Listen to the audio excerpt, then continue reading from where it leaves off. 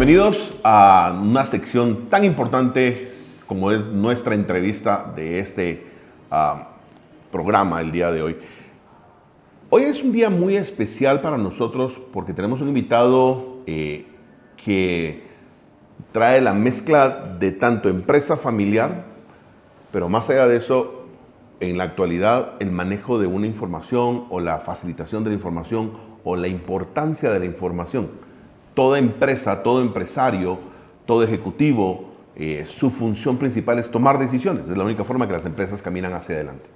Y la toma de decisiones puede ser una toma de decisiones no educada o una toma de decisiones sumamente inteligente, en donde la palabra inteligente se refiere a la información. La información que nosotros tenemos en mano va a definir la calidad de decisiones que tomemos y va a definir el ritmo que la empresa crece, adelanta y avanza. Hoy quiero darle la bienvenida con nosotros a Bosco Valvé, director general de República. Bosco, ¿cómo estás? Pues muy bien, encantado de saludarte. Estoy muy agradecido y honrado por la invitación. Estoy agradecido contigo y con tu equipo. Faltaba más. Muchas gracias por hacer el espacio. Sé que tienes una agenda bastante complicada. Bueno, los medios nunca descansan, pero sí me parece un tema clave, el de la empresa familiar. La mayoría de empresas en nuestro mundo hispano, iberoamericano, latinoamericano son familiares. Yo, en fin, conozco varias de ellas en mis carnes, dirijo una. Claro. Y feliz de platicar contigo y espero que tengamos una conversación valiosa para nuestra audiencia. Seguramente lo es, nuestra audiencia va a beneficiarse de lo que vamos a compartir contigo, ¿verdad? Te agradezco nuevamente el estar con nosotros y tal vez lo que es interesante iniciar es contándonos un poco de tu experiencia en Guatemala. Sé que has estado en Guatemala por alrededor de unos 5 años y al frente de esta organización por 2, 3 años. Cuéntanos. Así es. Llevo 5 años, digamos, en Mesoamérica. Estuve 2 años en México y ahora cumplo 2 años y 3 meses en Guatemala. En Guatemala. Aquí llegué como director general de República Media Group, que es, digamos, el grupo que publica República. Okay. Tiene además otras 2 unidades de negocio, República Intelligence y Naranja Media, un servicio de inteligencia sociopolítica para empresas y un estudio de comunicación con capacidad de producción audiovisual.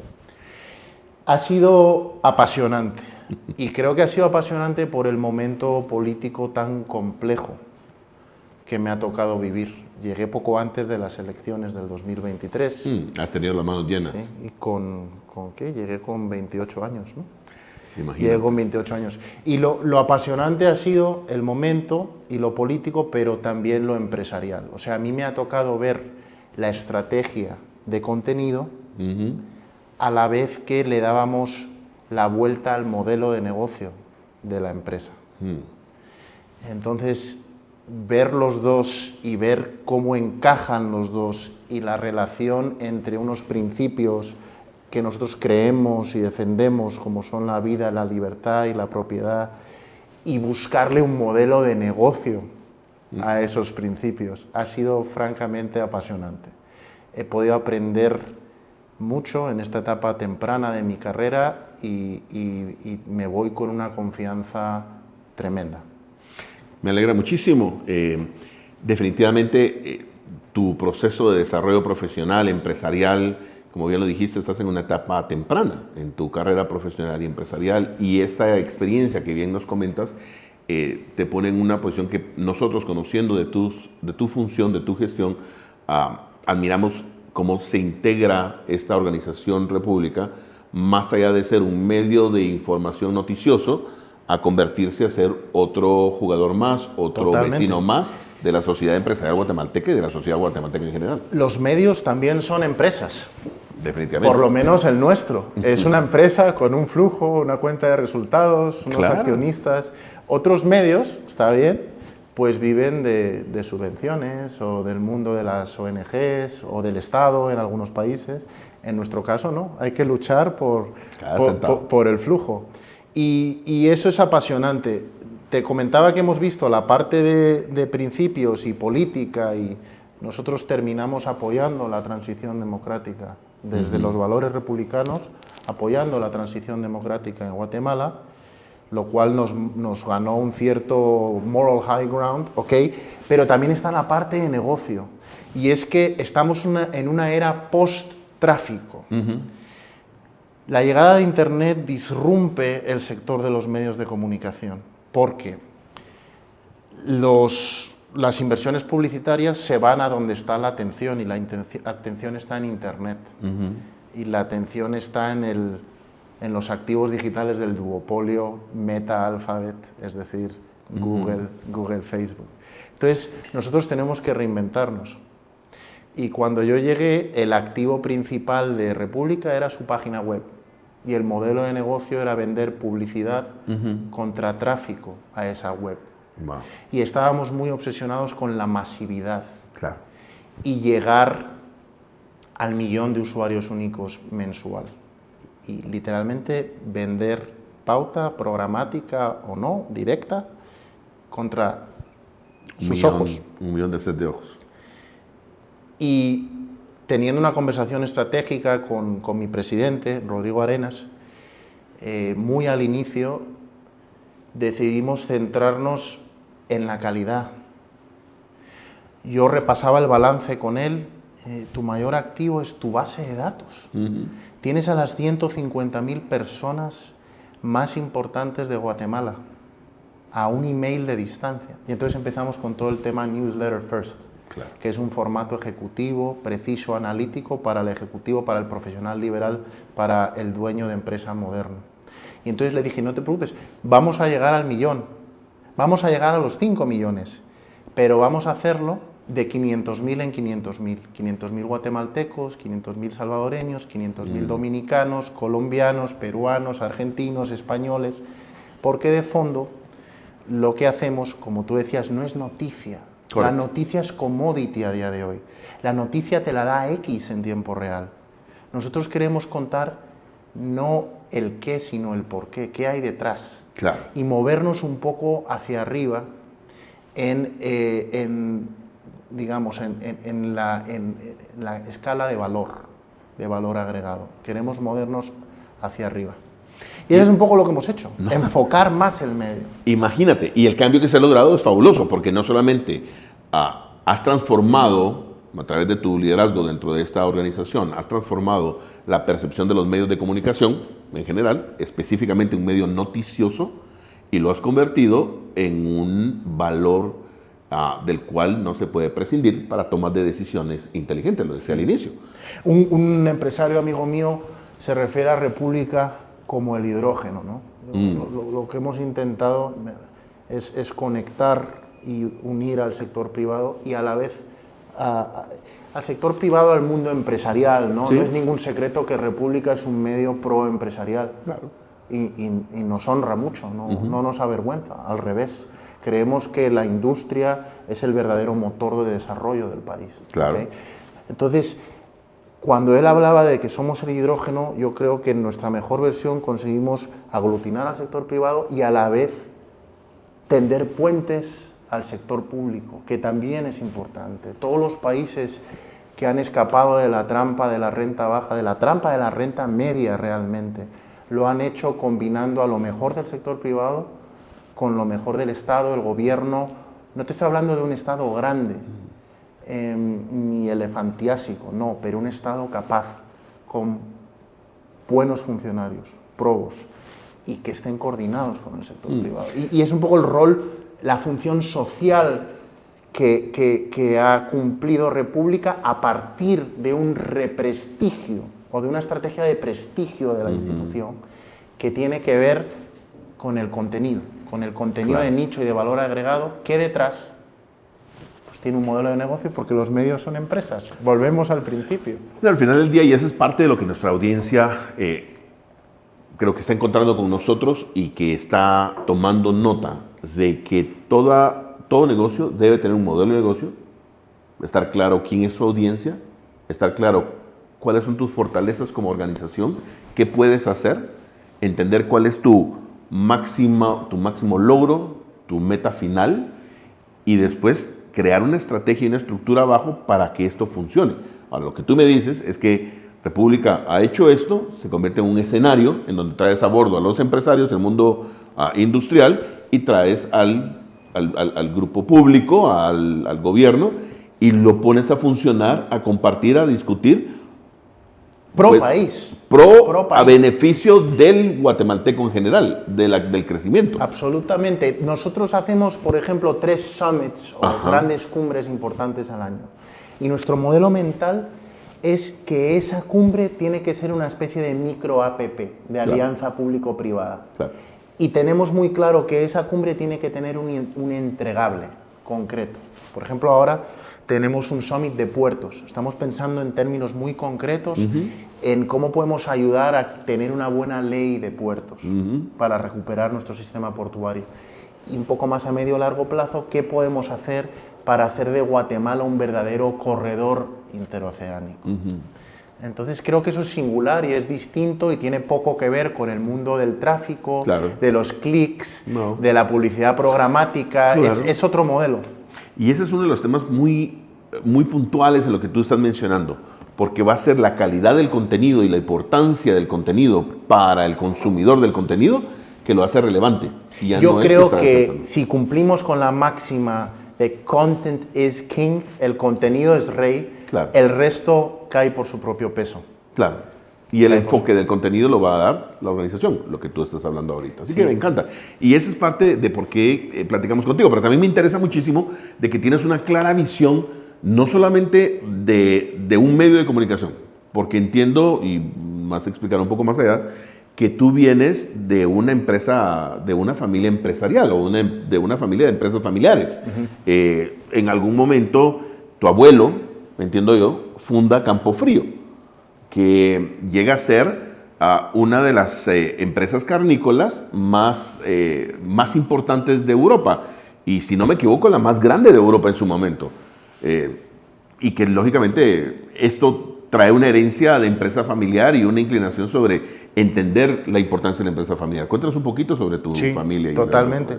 Y antes de pasar a mi familia, República es una empresa familiar. Ahí está. O sea, es una empresa... ¿Tú dirías cuáles son las principales empresas en Guatemala que son familiares? Pues las más grandes son familiares y eso es maravilloso. Y ojo, ahí hay un legado y una herencia y un ejemplo para mi generación de fijarnos en esas grandes empresas y en esos grandes empresarios.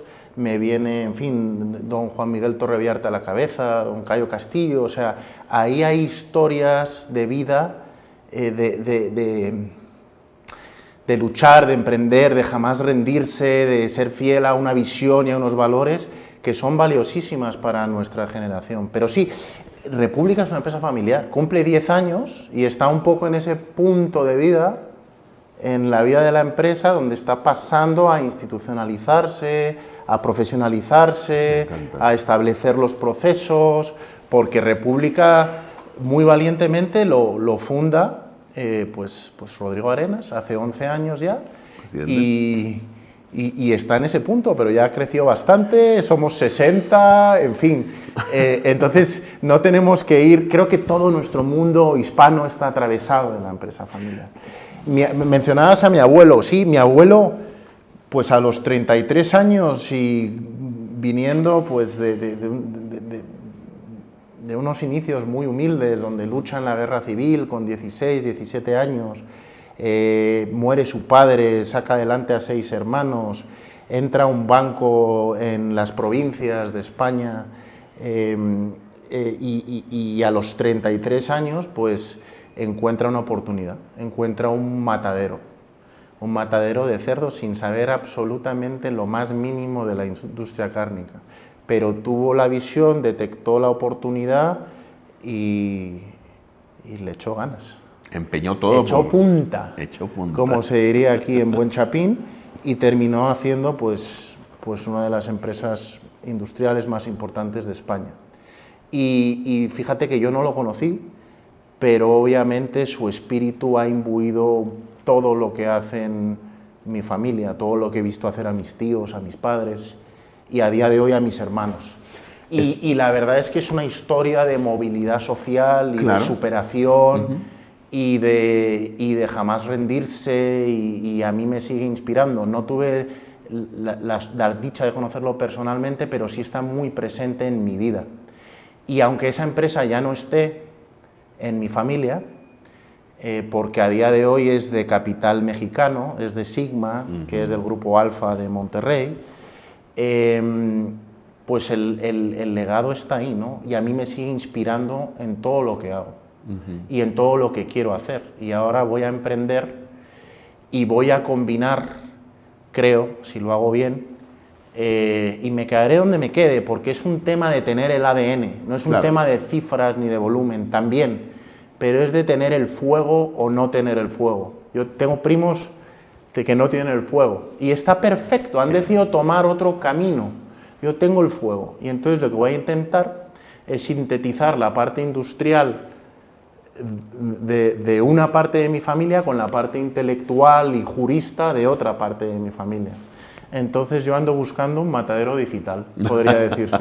Sí, y cuando hablas de esos dos puntos de experiencia, de conocimiento de tu familia, entiendo que tu familia todavía participa de una empresa muy importante en tema de comunicación, información y noticias. Nunca fue core para mi familia, pero siempre nos interesaron los medios, porque también nosotros tenemos unos principios proempresariales y liberales muy importantes. Entonces nos interesó apoyar en su momento a un medio incipiente, rompedor, liberal, que era El Mundo, y tuvimos una participación importante en El Mundo, y de ahí acompañamos a uno de sus fundadores a la prensa económica, es decir, al Economista, el diario El Economista de España, que es el principal diario económico de España, donde mantenemos una participación, y bueno, yo tengo la suerte de participar en el Consejo de Administración, Junta Directiva, diríais aquí, y sigo formándome en este espacio de la comunicación y de los medios que me apasiona. Hay algo interesante,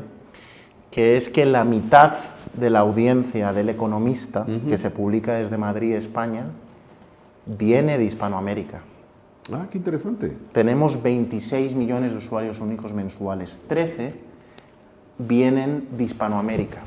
Entonces yo siempre he tenido muy claro que en medios lo más interesante que se puede hacer, entre los que tenemos el español como lengua materna y como materia prima, es agregar mercados hispanohablantes. Claro.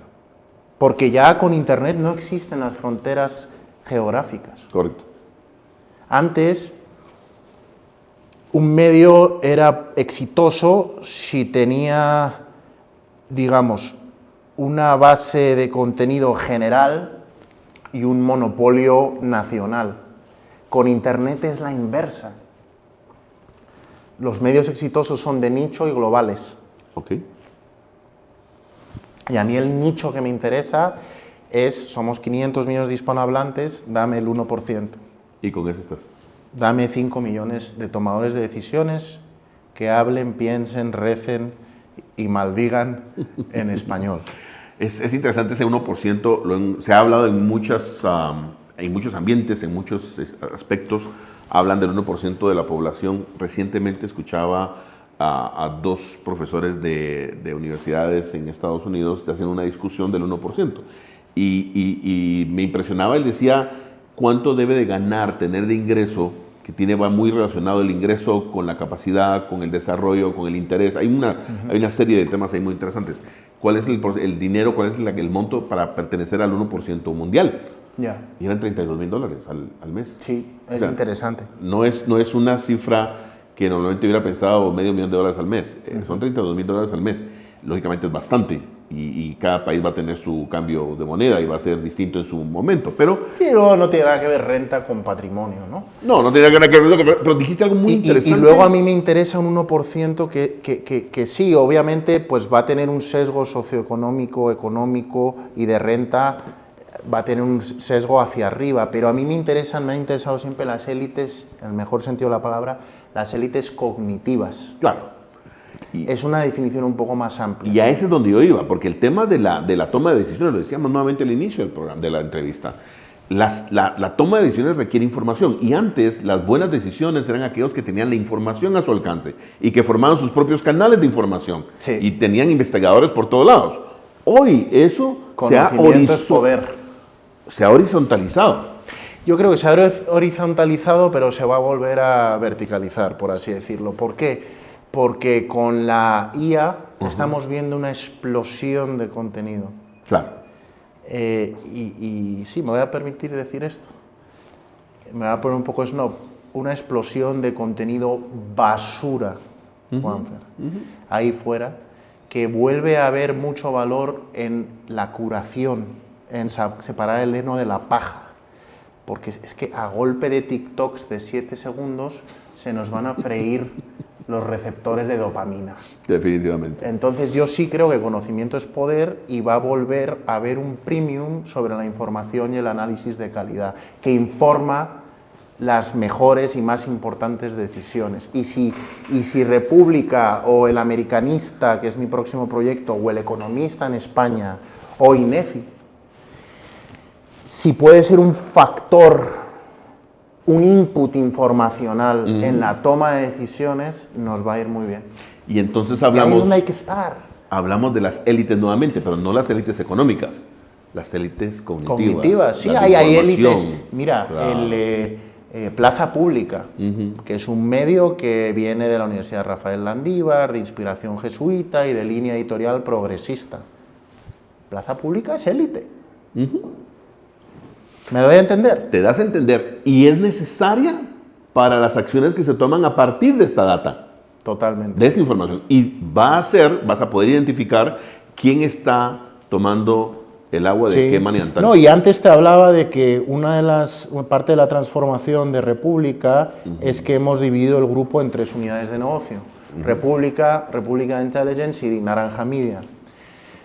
En República manejamos una información de tal calidad y tal calibre y creo que tenemos también el talento para procesar y presentar esa información.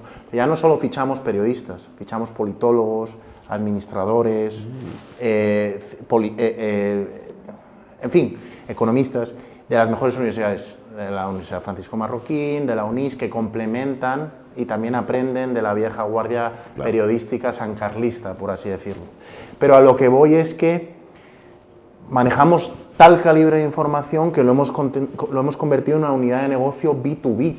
O sea, el medio es B2C, sí, para tomadores de decisiones, pero es B2C, business to consumer, pero intelligence es B2B, business to business, porque sí, las empresas se están sofisticando mucho. En Guatemala muchas son multilatinas, tenemos multilatinas, es maravilloso. Progreso es multilatina, Castillo Hermanos es multilatina, CMI es multilatina. Y entonces, no estoy diciendo que sean clientes, podrán serlo o no, pero lo que digo es que hay una demanda de parte de las empresas que están creciendo de navegar todo este ecosistema, este espacio de información, este espacio regulatorio cada vez más complejo, ¿no? Y no necesitas... Es una fuente de ingreso maravillosa para República. Y no es pauta digital, que es un race to the bottom, que tienes el CPM a $2 hoy, a $1 mañana, y en fin. Claro, no, y me encanta... Cualquier tontería te genera clics y te genera tráfico, pero ahí no estás en la jugada, no es donde quieres estar. Está regresando a TikTok. Entonces yo llegué y dije, prohibido noticias de accidentes de tráfico en San Juan de Chichinabo. Eso no es República, eso que lo hagan otros. En fin. No, y lo que te mencionaba hace un momento es, esto que tú estás diciendo vuelve a abrir, y yo sí lo veo, un proceso de horizontalizar la oportunidad de negocio para cualquier empresa. Nosotros en INEF estamos trabajando alrededor de cambiar un concepto en la mente del empresario guatemalteco y latinoamericano, y es el famoso PYME. Las pymes definen y encuadernan y encuadran y esconden a los empresarios con mentes de crecimiento. Porque si yo soy pyme, pequeña y mediana, y ahí hay MePyme, ahí hay mini pyme. Pero ninguna empresa es pequeña en su potencial de crecimiento y visión. Y tú tienes 3 muchachos que están comprando en China y que están vendiendo en canales de distribución de Estados Unidos, y los millones están entrando en sus cuentas bancarias. Y son 3 o son 5. No son 280 empleados, como establece la academia, de que es el número para salir de pyme. Y ahora ya soy una empresa importante. Y toda empresa está convirtiéndose en importante. ¿Y qué es el requerimiento principal? Saber cuándo y cómo y dónde tomar la decisión y qué decisión tomar. ¿Qué les requieres? Información, inteligencia. Y volvemos a ese tema. Pero dime una cosa, en tu visión como empresario que vas ahora, porque nuevamente nosotros lo decimos en INEF, todo empresario independiente comienza como empresario independiente, como emprendedor, pero en el camino el grupo más cercano que lo acoge es la familia. Así es. Y el negocio, que para nosotros es la primera etapa de una empresa familiar, que desde 1 a 8 años, no es una obligación, pero por ahí se mueven, se convierte en una empresa cuando hay puestos, procesos, procedimientos, y se convierte en un consorcio 18 años después, y en una corporación cuando traes miembros a consejo, traes un gobierno corporativo mucho más grande e integras verticalmente operaciones que pertenecen al mismo grupo familiar o participan. En tu caso, que estás cabalmente emprendiendo y siguiendo el legado familiar que tienes, ¿qué oportunidades ves? Y no solamente la empresa familiar, todo lo que conlleva la empresa familiar y el crecer y poder caminar a partir de una empresa familiar en Latinoamérica. Yo creo que las empresas familiares son una realidad. Ok.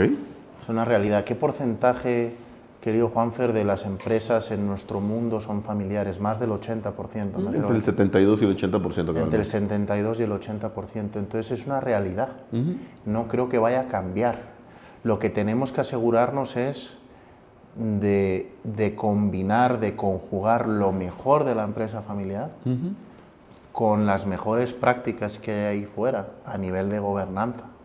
No hay que reinventar la rueda, muchas veces hay que importar o hay que tener a los mejores expertos y los recursos están. Entonces hay que conjugar los dos. No es un tema de superar la empresa familiar, no, es de continuidad, de nuevas generaciones. Los que quieran meterse, que se metan, los que no, ok, pero ¿cómo regulas ese proceso? ¿Cómo haces la gobernanza? ¿Cómo enseñas a las nuevas generaciones a ser dueños? Sí, a operar, pero también a ser dueños. Me encanta. ¿Te resuena el hecho de que hay una necesidad cognitiva y de decisión para salir de ser fundador de empresa familiar y transicionar a la nuevo liderazgo? No necesariamente una nueva generación de familia, líderes que vengan a administrar lo que ya se puso y a la vez hacer el esfuerzo de enseñarle a la nueva generación a ser dueño de lo que tú acabas de decir. Yo las empresas familiares con las que he tenido contacto, las mejores, las exitosas, siempre han tenido la inteligencia de rodearse, y han tenido los recursos también, de rodearse de los mejores consultores, de los mejores ejecutivos, sin perder la visión, los valores fundacionales, ¿no? Claro. Pero rodearse de la mejor gente. Y hay que saber contratar a los mejores, tener a los mejores, saber delegar, empoderar. Confiar. Siempre traer a gente pues, que en algunos ámbitos es más experta, es mejor que tú. Confiar. Pues ¿cómo me aplica a mí ahora que lanzo el americanista? Pues por ahora no me aplica. Por ahora no me aplica. Un poquito más adelante sí me va a aplicar. ¿Ese es el futuro de Bosco? Sí. ¿Ahí vas? Mira, yo ya dejaba cada loco con su tema y dejaba caer algunos indicios, algunas pistas de lo que quiero hacer, ¿no? Pero yo siempre he tenido la idea de agregar. Mi materia prima es el español, entonces lo interesante, la escala está en agregar mercados hispanohablantes. Claro. En realidad esto es solo posible en 2 lenguas, en inglés y en español. Son las únicas 2 lenguas globales. Qué tremendo. O sea, el mandarín lo hablan, sí, muchos chinos. Asiáticos. Pero lo hablan ellos y entre ellos. En su región. Por ejemplo, un medio como el Financial Times, el FT, históricamente basado en Londres, hoy de capital japonés, por el grupo Nikkei, en fin. Pero lo interesante del FT es una marca global. Solo 1/3 de los suscriptores del FT están en Reino Unido físicamente. El resto están fuera, en Delhi, en Singapur. Entonces, me interesa agregar mercados hispanohablantes. Okay. O sea, imagínate pues, el nivel de contenido que estamos haciendo en República, pero escalando. Y 2, me fascina, y es el problema de vanguardia en mi mundo, que es el de los medios y el de la comunicación, que es el problema de las membresías. Con República hemos conseguido diversificar ampliamente nuestras fuentes de ingresos, en cuanto a número de marcas y en cuanto a giros de negocio. Falta el reto para República, para el americanista, para todos los medios, de tener lo que los anglosajones han denominado reader revenue. Okay. O sea, ingresos provenientes del lector directamente. Y ese es el problema que me tiene, mira, emocionado. El país que es el equivalente, el país que publica el grupo Prisa de España, es el equivalente a un New York Times que tenemos los hispanos. O sea, si hay un periódico para la élite cognitiva hispanohablante en el mundo, es El País. Lo digo a pesar de mis diferencias ideológicas con un periódico que es progresista. Pero aún progresistas, seamos progresistas o no, lo que lee la élite cognitiva es El País.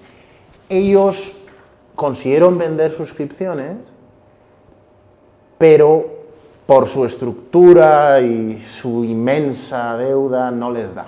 Simplificando, no les da con vender 400, medio millón de suscripciones.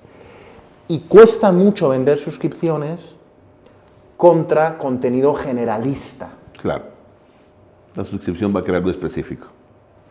Porque la noticia es commodity. ¿Por qué te voy a pagar a ti $10 El País? Me llega a mi celular. Cuando me meto en X y tengo la noticia. Entonces hay una relación íntima entre especificidad y nicho y membresías. A mí me encanta un medio en Monterrey que tuve la ocasión de visitar que se llama White Paper, que han conseguido con un equipo muy lean, una estructura muy liviana, son 10, vender 14.000 suscripciones. Belleza. A $10 al mes. ¿Y cuál es su secreto? Que están muy metidos en el ecosistema empresarial regiomontano de Monterrey. Claro. Entonces tienen información exclusiva que le saca $10 del bolsillo al alto ejecutivo de Banorte que quiere saber cuál es la estrategia de Banregio. Claro. O Banco Azteca, o you name it. Claro. Entonces, ¿qué se puede hacer que escale y que apele a al 1% de 500 millones de hispanohablantes y que amerite o te saque $10 del bolsillo al mes? Ese es el problema en el que voy a trabajar con El Americanista. El Americanista, es lo que viene. Es lo que viene. Bueno, pues te deseamos lo mejor en tu emprendimiento, tu nueva empresa futuro. Y gracias. Nos va a gustar acompañarte en ese entonces. Ya sabes, esta es tu casa. Esperamos tenerte nuevamente con nosotros. Agradecemos tu aporte a lo que acabas de decir. Nuestra audiencia definitivamente se ha enriquecido con escucharte y ver de que todo lo pueden hacer. No es el tamaño de empresa, es el tamaño de visión. Así es, y puede ser una empresa chiquita de alto margen y está muy bien. Y nada, muchos éxitos con INEF. Creo que hay una tremenda labor por impulsar a nuestras empresas familiares y llevarlas a la próxima generación y a cumbres más altas, y por tanto celebro todo lo que estáis haciendo y mis mejores deseos y voluntades. Nos Gracias veremos por la invitación. en Latinoamérica. Siempre, viva Guatemala, viva España y viva la hispanidad. Sí, señor. Un gustazo. Gracias por acompañarnos. Espero que hayas tomado las notas necesarias, que esta entrevista te haya aportado lo que tú necesitas o estabas buscando en cómo funcionar con información, cómo crecer y qué oportunidades hay para mi empresa. Te veremos en la próxima oportunidad.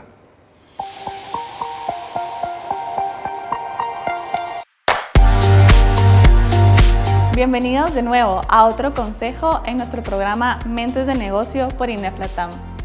Ya abarcamos temas de tecnología al igual que de innovación. Ahora queremos entrar dentro de la nueva generación que va a entrar a tu empresa familiar. Como consejo, nosotros te decimos que empieces a preparar a esta nueva generación de manera institucional y formal para que tengan las herramientas correctas y puedan llegar a innovar, siempre transformando tu empresa a largo plazo para poder tener una nueva visión y perspectivas que muchas veces solo esta nueva generación puede traer a tu empresa. Debemos de ver este cambio como algo positivo y no restringirnos a la misma mentalidad que la empresa ha llevado por años. En esta nueva generación, lo digital también es sumamente importante. Por lo tanto, esto tiene una correlación directa entre la transformación digital, la transformación de la mentalidad de la empresa y la estructura que se tiene que tener tanto de manera interna como externa. Queremos invitarte a que tú, como empresa familiar, introduzcas a esta nueva generación para que pueda participar tanto en la junta directiva como en los procesos administrativos y operativos de la empresa.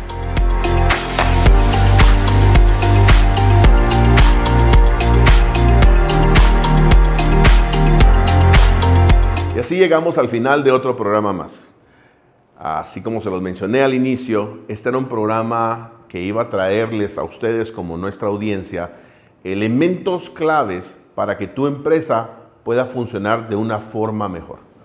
El proceso de toma de decisiones es una situación que toda empresa, no importa el tamaño, afecta en la productividad, en el crecimiento y en el desarrollo de proyectos y nuevos mercados y nuevos productos.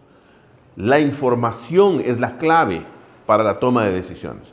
Pero también como el consejo que recibiste hoy, en donde hablamos de institucionalización, de entender la separación de procesos de gobierno, de la gobernanza de la empresa, de entender de que nuestros mercados hoy por hoy ya no solamente están en el punto de venta, en el canal de distribución.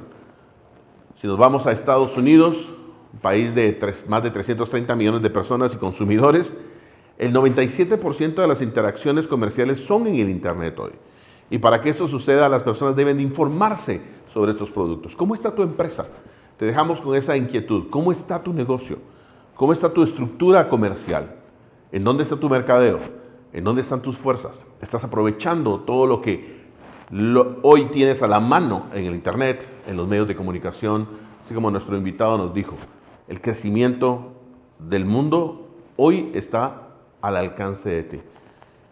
Esperamos tenerte la próxima semana, en donde podremos compartir contigo más de esta información que es alimento para las mentes de negocio que nos están escuchando. Te deseo éxitos en tu empresa y por aquí te vemos.